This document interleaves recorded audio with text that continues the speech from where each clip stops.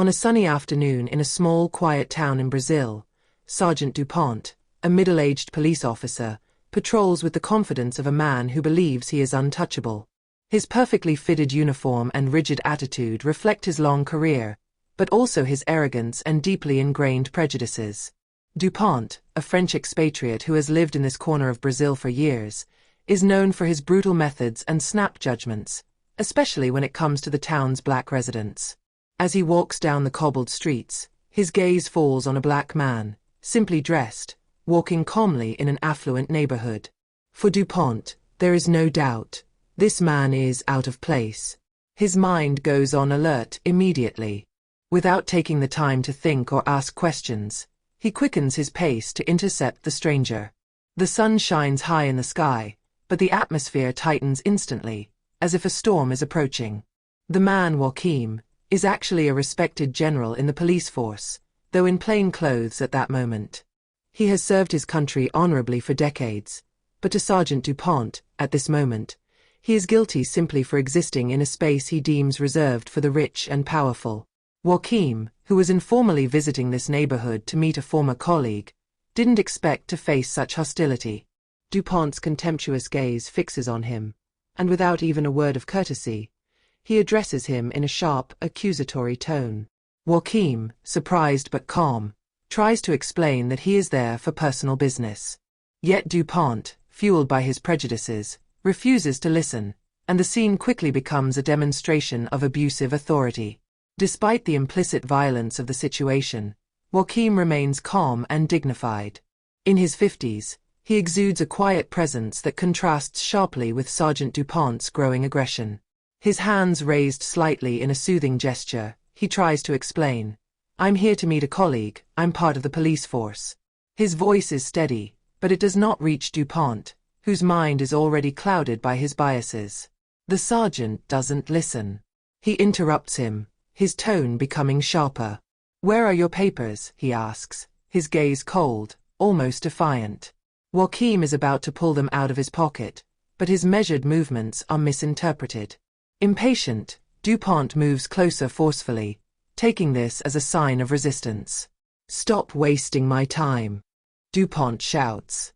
Without allowing Joaquim a chance to respond, he grabs him by the arm and violently throws him to the ground.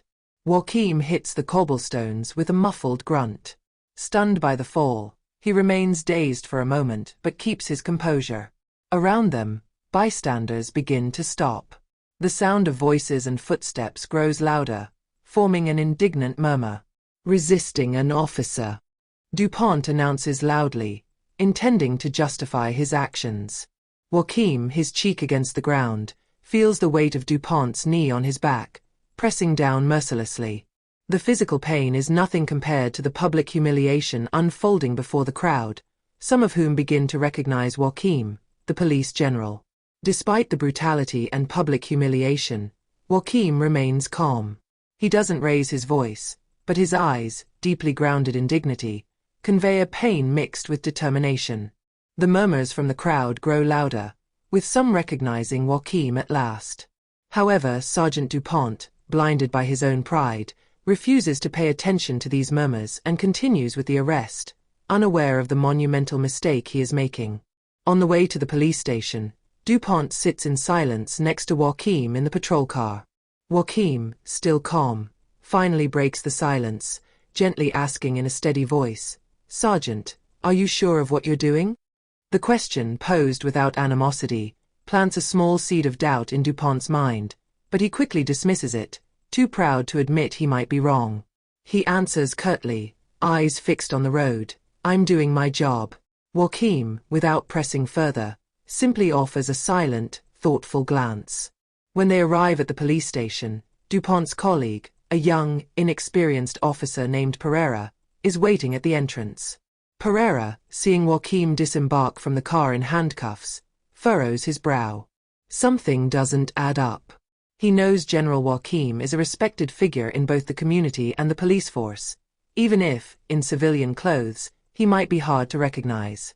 He hesitates for a moment before addressing Dupont, slightly uneasy.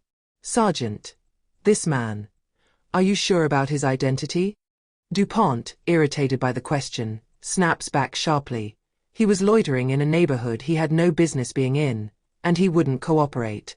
That's enough for an arrest. But Pereira, more aware of the implications, glances worriedly at Joaquim, who remains calm despite the handcuffs and the sergeant's attitude. Doubt begins to grow in the young officer's mind. A few moments later, the police captain, alerted by passers-by and calls from several witnesses who recognized Joaquim, rushes into the station. Seeing the general in handcuffs, he turns pale with anger and shock. He hurries toward DuPont, his face grim. "You arrested General Joaquim? Have you lost your mind, DuPont?" His voice, low but booming, shakes the air in the station. Joaquim, still silent, watches the scene with an almost enigmatic calmness. DuPont, disoriented for the first time, stammers an explanation, but the captain doesn't give him time to justify himself. He moves quickly to Joaquim, apologizes immediately, and orders Pereira to remove the handcuffs. Sergeant DuPont, now frozen in place, feels a wave of panic rising within him. The pride that had driven him to make this mistake starts to crack under the weight of the consequences that lie ahead. Joaquim, freed from his handcuffs, slowly rises, massaging his sore wrists. His gaze falls on DuPont, but he says nothing. The gravity of the situation speaks for itself. The captain, having quickly expressed his regrets to Joaquim, turns to DuPont with a frosty gaze. "Not only have you humiliated a respectable man, but you've also endangered the reputation of our service," he says coldly, his disapproval clear in his voice. "I cannot tolerate this kind of behavior in my unit." DuPont, red with shame, stammers a few words, but the captain doesn't allow him a chance to apologize. "I want a full report on what happened here, and I want it done immediately. You are suspended until further notice." "That's the least I can do after what you've done." The captain's voice echoes through the station, drawing the attention of the other officers. Some exchange surprised looks, others whisper, but all understand that DuPont is in a difficult position. Joaquim, on the other hand, watches the scene with a serenity that contrasts sharply with the storm of emotions likely raging in the sergeant's mind. Once the tension settles, the captain turns to Joaquim. "General, I am truly sorry for what just happened. You deserve better than this. We will make sure this is corrected." Joaquim, still calm, responds in a steady voice. "I understand that mistakes can happen, Captain, but that should never be an excuse for abuse of power. We must all be held accountable." His words, full of wisdom, resonate in the station, and some of the officers present begin to realize the truths he is raising. Pereira, moved by Joaquim's dignity, approaches and extends his hand. "If there is anything I can do to help you, I am here." Joaquim shakes the young officer's hand, grateful for his support. It gives him a bit of hope that things might change, even within the police force. DuPont, now at the center of a scandal and risking the loss of his job, watches his world crumble. The walls of the station, usually filled with the comforting routine of his work, now feel suffocating. Anger and shame eat away at him as he realizes the impact of his actions, not only on his career but also on his reputation, built over years of service. In his office, the sergeant feels the weight of his colleagues' accusing stares. The whispers in the break room have grown louder, and he can hear the conversations around him. How could he have done this? He must have lost his mind. The words haunt him, but he clings to his arrogance, trying to convince himself that he was just doing his job. The captain, on the other hand, turns to Joaquim, trying to restore some semblance of normalcy amidst the chaos. "I am truly sorry for this," he says, his voice sincere. "I will make sure justice is done." Joaquim, still calm, responds, "Thank you, Captain. But it is imperative that this never happens again. Lives can be ruined by hasty decisions." Joaquim's words hang heavily in the air. The captain becomes aware that this matter is not only about the dignity of one man, but it raises larger questions about systemic prejudices and abuse of power within the police force. This story teaches us that each of us has the power to make our voice heard, to fight against injustice, and to promote understanding between individuals. It also reminds us of the importance of redemption and the capacity of each person to evolve.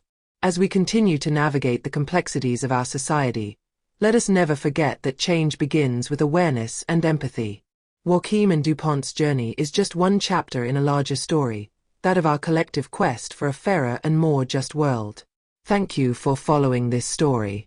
If you enjoyed it, feel free to like, share, and subscribe to our channel for more inspiring stories that highlight the strength of forgotten voices.